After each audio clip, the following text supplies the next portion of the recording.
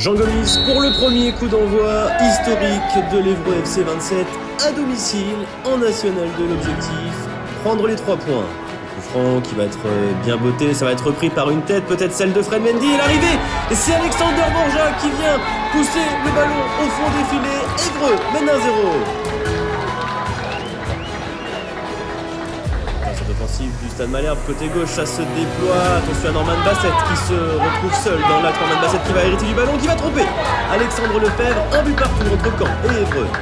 Penalty, peut-être déjà le penalty de la gagne, on n'est qu'en première période, mais Thomas Valentin qui s'élance et qui marque à nouveau le but de Buzyn pour le FC 27 qui prend la tête dans cette partie.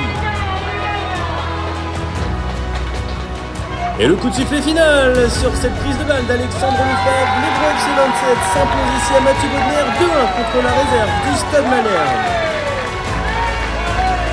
Pour ses grands débuts en National 2, l'entraîneur Romaric Bultel vient de glaner 4 points en 2 sorties.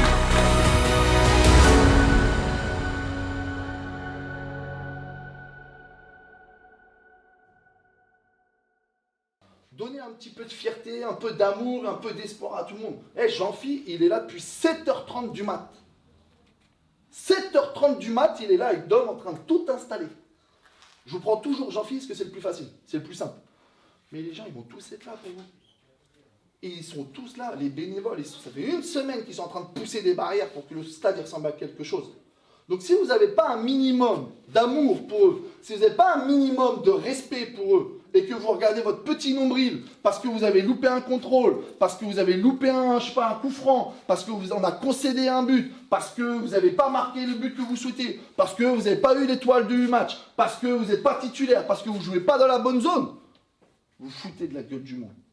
Franchement, vous foutez de la gueule du monde. Et je sais à 200% que vous n'êtes pas comme ça. Il a eu l'équipe première il y a 3 ans, l'année du Covid, où on n'avait pas fait un bon début de saison. Après c'était que 5 matchs, donc on ne sait pas ce qu'aurait donné la fin de saison. Il a continué avec l'équipe la saison dernière, où là on fait un exploit historique du club, où on réussit à monter. Cette année, il est toujours à la tête de l'équipe. Pour l'instant on est invaincu, on espère l'être le plus longtemps possible, en espérant gagner plus de matchs au début de saison.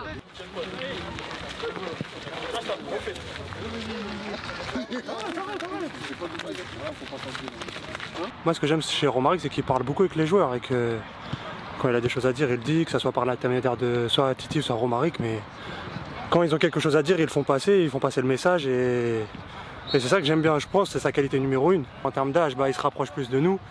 Je trouve que c'est un bon point en fait pour nous, parce que c'est surtout dans la communication en fait, c'est plus simple, Il n'y a qu'une alternative aujourd'hui, c'est de prendre les 3 points. Donc soyez déjà conditionnés dans cette optique-là. Aujourd'hui, l'objectif, c'est de prendre ce qu'on a à prendre. Surtout face aux revers que eux ont pris le week-end passé. Ils ont des doutes, ils ont des craintes, ils sont réajustés, ils changent de système, ils changent de joueurs, il y a aussi des redescentes. Donc tout ça, ce sont des éléments à prendre en compte, mais nous, dans notre cheval de bataille, ça ne change pas grand-chose. Nous, dans ce que l'on veut faire, c'est être dans la continuité du week-end dernier, en mieux. Je ne le connaissais pas avant, comme je ne suis pas de la région, mais je l'ai connu en jouant contre Évreux, c'est la première fois où j'ai vu, etc. En tant que coach, c'est un très bon coach, j'aime beaucoup sa manière de penser, sa manière de voir le football. On m'a dit que c'était un coach qui était formateur à la base, ça se ressent. Il aime beaucoup le jeu, il laisse beaucoup de liberté, notamment aux offensives, donc moi c'est ce que j'ai besoin. Et il envoie beaucoup de force aussi, donc c'est super, franchement c'est super. Il avait 15 ans, quand moi je suis arrivé, puisqu'il était éduc, il jouait en moins de 15 ans avec Didier Valentin au club à l'UAC, et éducateur aussi sur les jeunes, puisqu'il filait un petit coup de main, donc ça fait un moment. Il a toujours été passionné, et aimé le foot, et aimé le club, donc non, pas surpris en tout cas de le voir là-haut, content même, parce que du coup on l'a formé aussi en éduc un petit peu, et puis content d'avoir fait aussi le lien pour qu'il puisse être embauché après le départ de Grégory. Déjà imaginer un scénario, et quand tu vas rentrer, tu vas faire la différence, tu viens. T'as bien fait, c'est ce qu'il faut faire. C'est normal. Pour ma part, moi je le connais depuis très très longtemps parce que lui il coachait déjà depuis un certain moment, comme moi je jouais déjà à l'époque. Donc je le connais depuis un petit moment. C'est quelqu'un qui a beaucoup de qualité. C'est quelqu'un de compétent en tant qu'éducateur. Et puis moi j'apprends forcément au quotidien avec lui tous les jours, quoi. Je ne le connaissais pas personnellement, je connaissais son adjoint, Titif, contre qui j'avais déjà joué.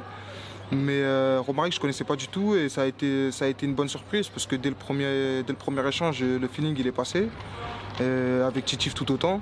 Donc je me suis tout de suite senti à l'aise et j'ai senti que voilà, il me faisait confiance et qu'il comptait sur moi. Donc non, une bonne rencontre, que ce soit pour Titif et pour Romaric. Et, un coach plein d'ambition, plein de qualité et qui a soif de croquer dans le plus haut niveau, je pense.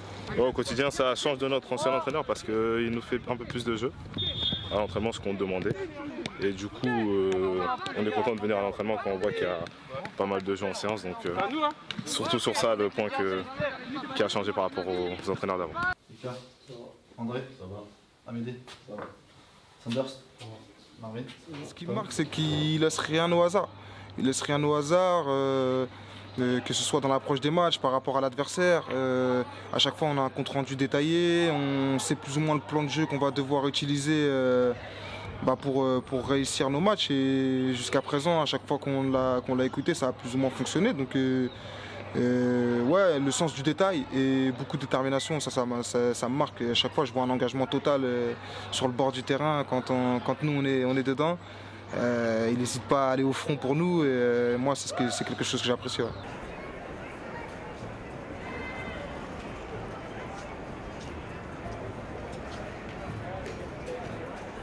Je pense que le jour où on prendra conscience qu'il suffit d'être acteur et de jouer son simple football et jouer avec nos qualités, et que quand tous les jeunes garçons auront assimilé ça, on sent que ça se libère petit à petit. Je pense qu'on va faire beaucoup de dégâts. Après, voilà, faut prendre des pincettes. On va rentrer dans le vif du sujet face à des équipes comme Saint-Privé et Châteaubriand qui ont eux à cœur de prendre des points aussi comme nous finalement pour essayer de se sauver, on va dire, le plus rapidement possible. Voilà, on est qu'à 2 journées, il en reste 28. Le chemin est long, à nous de continuer de bosser, travailler, régénérer, faire plein de batteries, et puis d'avancer et prendre des matchs importants. L'Évreux FC 27 défie donc pour cette 3e journée l'équipe de Saint-Privé Saint-Hilaire. Attention à cette offensive de Saint-Hilaire et la bonne défense de l'EFC 27 dans cette première période. Il va en rester une certainement pour Évreux, ce corner qu'on va jouer certainement en 2 temps. Attention à ne pas se tromper, à bien ajuster sa passe, mais ça va se terminer 0-0 entre Évreux et Saint-Privé.